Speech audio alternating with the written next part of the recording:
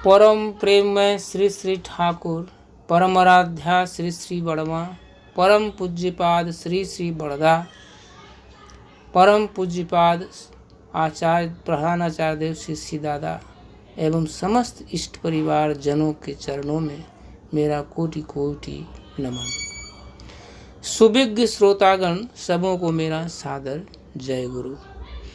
सर्वप्रथम ऑनलाइन सत्संग के माध्यम से सत्संग की गंगा बहाने वाले हमारे मनीष दा को कोटि कोटि साधुवाद। आपने लॉकडाउन को अमृत प्रसाद में परिवर्तित कर दिया। जन्मों जन्मों की सुकृति एवं पूर्वजों के भाग्योदय के फलस्वरूप आज हम लोग परम दयाल के श्री चरणों में स्थान पाए हैं। इसे लिपट कर धरना ही इस जीवन का एकमात्र उद्देश्य है, किंतु यह किसी जंजीर से बांधकर तो नहीं होगा।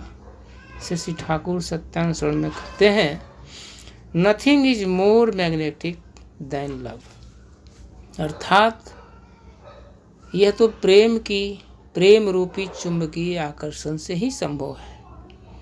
प्रेम के समान आकर्षणकारी और क्या है। श्री श्री ठाकुर दया करके हजारों हजार वाणियाँ हमारे कल्याण के लिए दिए हैं। कभी भी ऐसा नहीं देखा गया कि श्री श्री ठाकुर ने किसी वाणी के शब्द विन्यास में कोई परिवर्तन किए हो। वे सोते जागते भीड़ के बीच में या फिर समाधि अवस्था में कभी भी वाणियाँ देते थे, किंतु वाणियों में कभी कोई परिवर्तन नहीं किए। सुना है एक बार एक विदेशी महिला आश्रम आई थी, अंग्रेजी की विदुषी थी। ठाकुर जी एक वाणी अभी अभी दिए थे, narrow minded selfish are generally fools. Shri Thakur ने उस महिला को कहा, इस वाणी में यदि कोई त्रुटि रहा हो तो सुधार दीजिए। वह महिला वाणी 2-3 बार पढ़ी, इसके बाद बोलती है, सेल्फिश आर फूल्स कहने से ही हो जाएगा ठाकुर, इतनी लंबी वाणी की आवश्यकता नहीं है। ठाकुर गंभीर हो गए, बोले तब तो मुझसे ज़्यादा इस दुनिया में कोई मूर्ख हो ही नहीं सकता है, क्योंकि मैं तो सर्वदा अपने स्वार्थ की चिंता ही करता रहता हूँ। यहाँ बैठे बैठे मैं इसी चिंता में रहता हूँ। यह सुनकर सभी एक स्वर में बोल उठे, नहीं ठाकुर, आप तो सारा दिन दूसरे के दुखों को ही दूर करते रहते हैं, शारीरिक मानसिक आदि व्याधि को, अभाव अभियोग को दूर करते रहते हैं।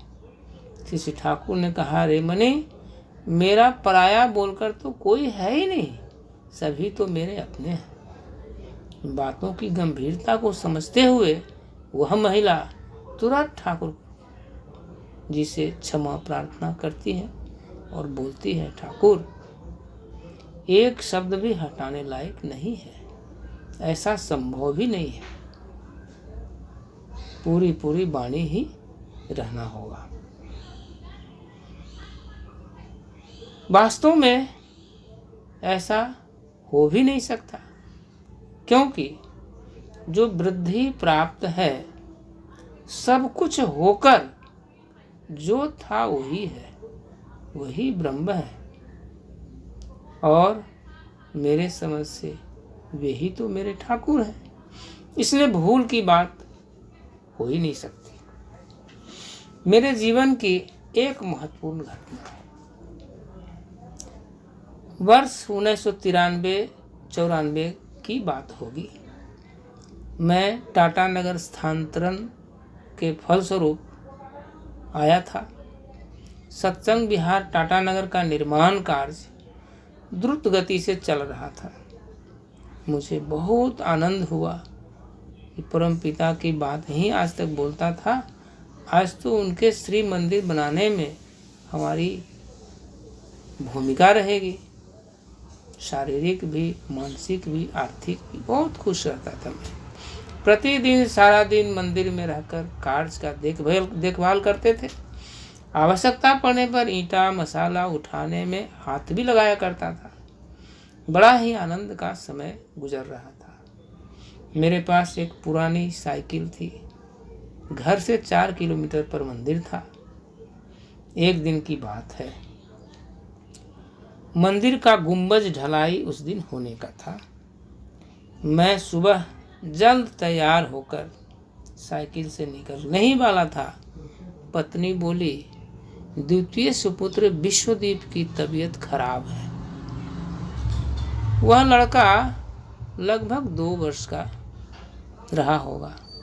मैंने देखा उसे हल्की बुखार है।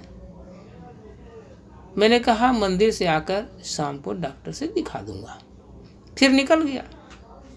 वहाँ कार्य में इतना तल्लीन हो गया। दिन भर ढलाई हुआ। शाम को ढलाई समाप्त कर जब मैं नीचे उतरा, याद आया कि मेरा बच्चा का तबीयत खराब है। मैं शीघ्रता से अपने घर की ओर प्रस्थान कर गया। घर पहुंचकर देखता हूँ पत्नी रो रही है। बच्चा सीरियस था। जोर जोर से छाती ऊपर नीचे धड़क रहा था। शरीर बुखार से तब रहा था। संजोग बस तेज वर्षा होने लगी। लगभग 8 बजे मैं घर से निकला। मार्केट में एक दवा की दुकान खुली थी। एक नामी डॉक्टर बैठे थे। मैंने बहुत विनम्र आग्रह किया कि जरा चलकर मेरे बच्चे को देख लीजिए। उन्होंने कहा, लक्षण के अनुसार आपका बच्चा गंभीर निमोनिया से पीड़ित है, किंतु मेरा हॉस्पिटल में ड्यूटी का समय हो गया है। पानी का ही इंतजार में था। पानी छूट गया है। अब मैं जा रहा हूँ और मैं आपके पास नहीं जा सकता और ऐसी परिस्थिति में कोई दवा अंदाज से नहीं दे पा रहा हूँ, नहीं लिख सकता हूँ। मैंने दवा दुकान वाले से कहा, भाई आप कुछ दवा दे दीजिए जिससे तत्काल राहत मिल जाए, किंतु डॉक्टर ने उसे भी मना कर दिया और खुद वहाँ से निकल गया। मैं जमशेदपुर में बिल्कुल अनजान था। मेरी आर्थिक स्थिति बहुत ही दयनीय थी और किसी से जान पहचान भी ज़्यादा नहीं था। निराश होकर मैं घर आ गया। कुछ रास्ता नहीं सूझ रहा था। बच्चे की हालत बिगड़ती जा रही थी। मैंने दयाल पर सब सौंप दिया, क्योंकि अब मेरे पास कोई रास्ता नहीं बच रहा था। जब सारे दरवाजे बंद हो जाते हैं तब प्रभु का ही तो दरवाज़ा खुला रहता है। मैंने बच्चे को सीने से लगाकर एक काठ की कुर्सी पर बैठ गया। करुण हार्दिक पुकार से के साथ तीव्र गति से सतनाम करने लगा। लगभग आधा घंटा हुआ होगा। बच्चा का सीना का फूलना सिकुड़ना थोड़ा कम हुआ। लगता है गोद में उसे नींद आ गई। मुझे भी नींद सताने लगा। वहीं पर बेड में उसे लिटाकर मैं भी बगल में सो गया। सुबह जब मैं सोकर उठा तो देखा मुझसे पहले ही बच्चा उठकर खेल रहा है, जैसे कुछ हुआ ही नहीं था।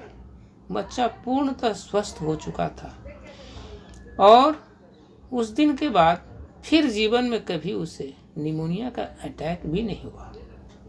वह बच्चा अभी सिविल इंजीनियर है और वह पटना मंदिर के पास रहकर ठाकुर जी की सेवा में लगा रहता है। ऐसा लगता है श्री ठाकुर दया करके उसे नया जीवन प्रदान किए।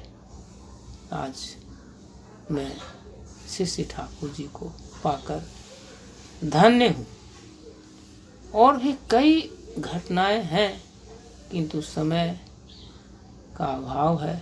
मैं 10 मिनट से ज़्यादा आपका समय नहीं ले सकता हूँ, इसलिए मैं यहीं पर अपना वाणी का विश्राम देता हूँ। जय गुरु।